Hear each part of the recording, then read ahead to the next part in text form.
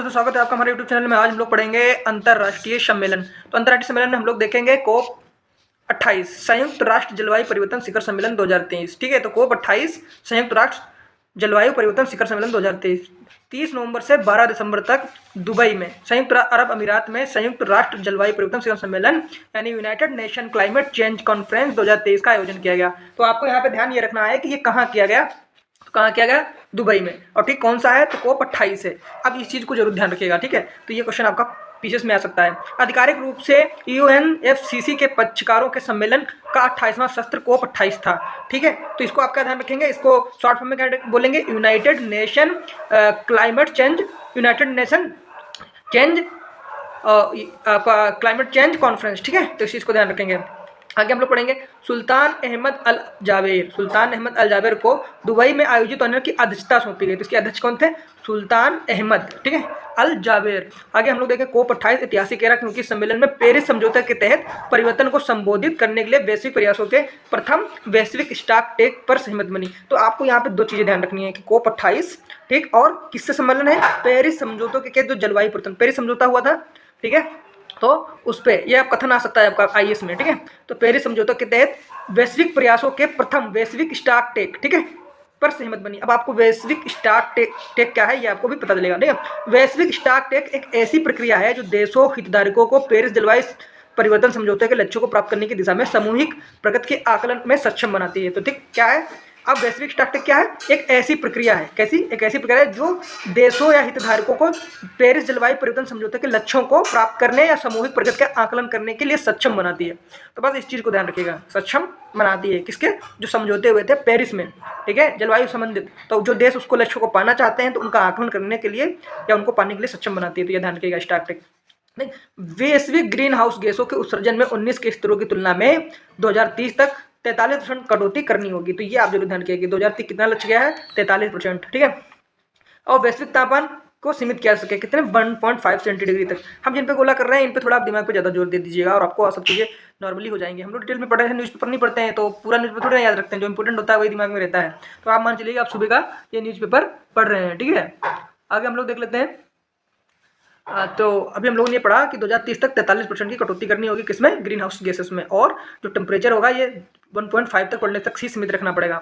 आगे देखते हैं 2030 में नवीकरणीय ऊर्जा की वैश्विक स्थापित क्षमता को 3 गुना करना का योगदान है, यानी जो नवीकरणीय ऊर्जा है उसको कितना करना, 3 गुना करना। ठीक है, हम जो इंपोर्टेंट करते जा रहे हैं, लाइन खींचते जा रहे हैं, उसको फिर ज़्यादा जोर से पढ़ लेना, ये एक समझता।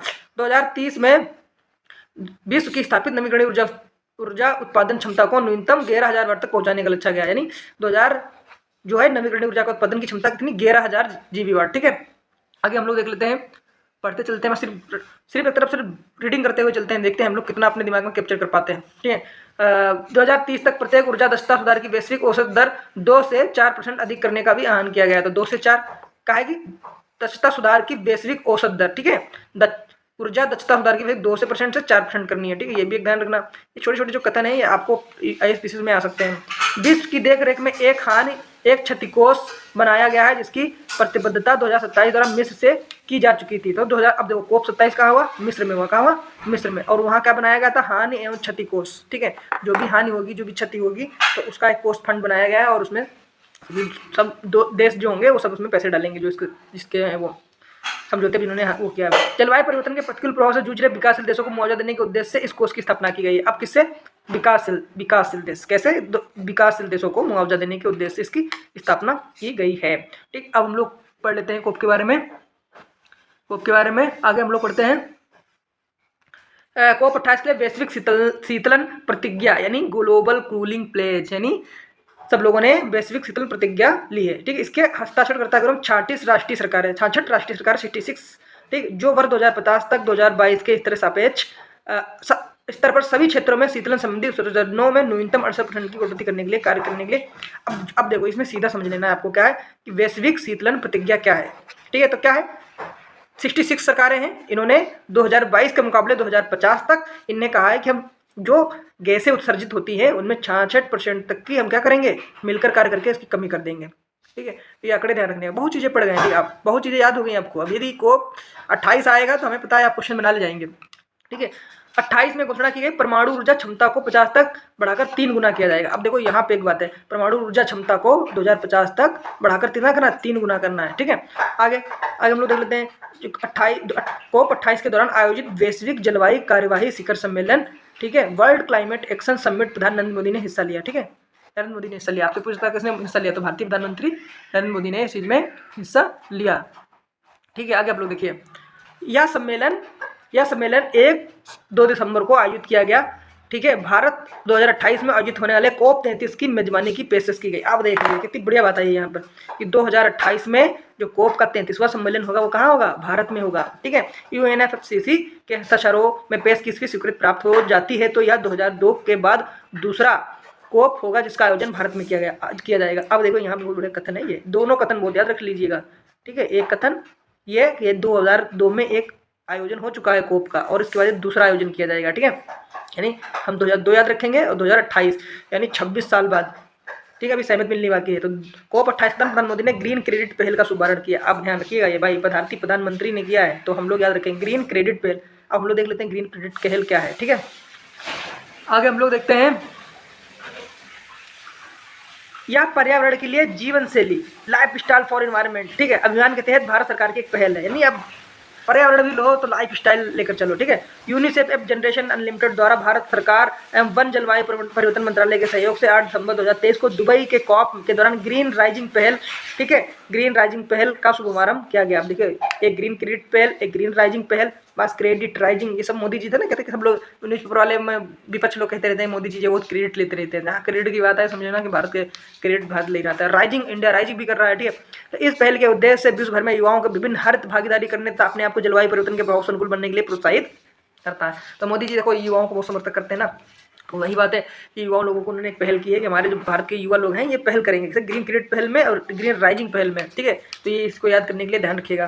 ठीक, और ये भी ध्यान रखिएगा कि 2028 में 33वां COP सम्मेलन भारत में होने की संभावना है। पहला कब हुआ था, 2002 में हुआ था। ये पहला ऐसा मौका रहेगा जब दूसरी बार भारत में क्या होगा, COP आयोजित होगा। ठीक है, आगे हम लोग देख लेते हैं, ग्लोबल रिवर सिटीज अलायंस जल शक्ति मंत्रालय भारत सरकार द्वारा स्वच्छ गंगा मिशन के नेतृत्व में COP28 लॉन्च किया गया। ठीक, ग्लोबल रिवर सिटीज अलायंस स्थायी शहरी प्रबंधन, नदी संरक्षण, जल प्रबंधन की दिशा में एक महत्वपूर्ण वैश्विक पहल है। जो बड़े बड़े शहर से कानपुर हो गया, इलाहाबाद हो गया, जो गंगा नदी किनारे बसे हुए हैं, आदि नदियों किनारे बड़े बड़े शहर बसे हैं, तो इनमें क्या है कि ये जो अपना शक्ति मंत्रालय है, जल शक्ति मंत्रालय द्वारा स्वच्छ गंगा जो मिशन के नेतृत्व में COP28 को लॉन्च किया गया, जिसमें जो ग्लोबल रिवर सिटीज अलायंस शहरी नदी प्रबंधन, संरक्षण, सतत जल प्रबंधन की दिशा में एक महत्वपूर्ण कदम है। ठीक है, नदियों को साफ किया जाएगा, जल प्रबंधन किया जाएगा, जल को खराब होने से रोका जाएगा। ठीक है, आगे देख लेते हैं, इस अलायंस में 11 देशों ने 275 से अधिक नदी शहर भागीदार हैं। ठीक है, तो 11 देश हैं, कुल कितने लिए 11 देशों में 275 नदी शहर। अब लोग देखते हैं कि भारत सहित कुल देश कौन कौन से, देखो भारत है, मिस्र है, नीदरलैंड है, डेनमार्क है, घाना, ऑस्ट्रेलिया है, भूटान है, कम्बोडिया है, जापान है, हंगरी है, संयुक्त राज्य अमेरिका है।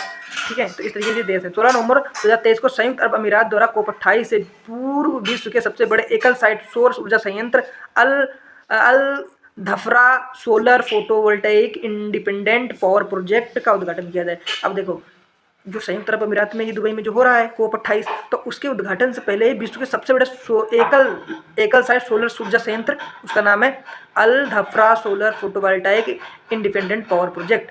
तो आप ये ध्यान रखिए, विश्व के सबसे बड़े एकल साइट सौर ऊर्जा संयंत्र कहाँ भी हुआ है, संयुक्त अरब अमीरात में। ये आपका पीसीएस का क्वेश्चन है, मैं आपको लिख के दे रहा हूँ, ऐसे ही क्वेश्चन आएंगे हर टॉपिक से, जैसे क्वेश्चन बनेंगे पीसीएस में मैं आपको बता देता हूँ। ठीक, और ऐसा क्वेश्चन आएगा और आपको पूछा जाएगा कि विश्व के सबसे बड़े एकल साइट सौर ऊर्जा संयंत्र, या तो नाम पूछ देगा कौन सा है, या तो देश पूछ देगा किस देश ने किया, तो देश कौन सा है, संयुक्त अरब अमीरात। और ठीक है, और Al Dhafra solar voltaic independent power project. ठीक है, ठीक है, ये चीज़ ध्यान रखिएगा, किया गया। अब इस संयंत्र की क्षमता कितनी है, 2 गीगावाट। ठीक है, COP29, ठीक है, COP29 का आयोजन 24 में अजरबैजान में किया जाएगा। अब ये ध्यान रखिएगा, ये भी कथन है भाई, जो कथन में आएगा इस तरीके से आएगा। ठीक है, तो इसका अगला कहाँ पे होगा, अजरबैजान में। ठीक है, और COP30 का आयोजन कहाँ किया जाएगा, COP30 का आयोजन 2025 के मध्य प्रस्तावित कहाँ है, ब्राज़ील में। ठीक है, ब्राज़ील ध्यान रखिएगा। तो दुबई हो गया, फिर दुबई से हम लोग चलेंगे अजरबैजान, फिर अजरबैजान चलेंगे ब्राज़ील, और भारत में कब आएंगे हम लोग, कब आएंगे, 2028 में। ठीक है, 33वें हम आएंगे भाई, भी तो 30 तक पहुँचे। ठीक है, अब दोस्तों एक टॉपिक हो गया, अगले टॉपिक में हम लोग आपको एक दूसरा नया टॉपिक बताएंगे। ठीक है, तब तक लिए दोस्तों ख्याल रखिए अपना।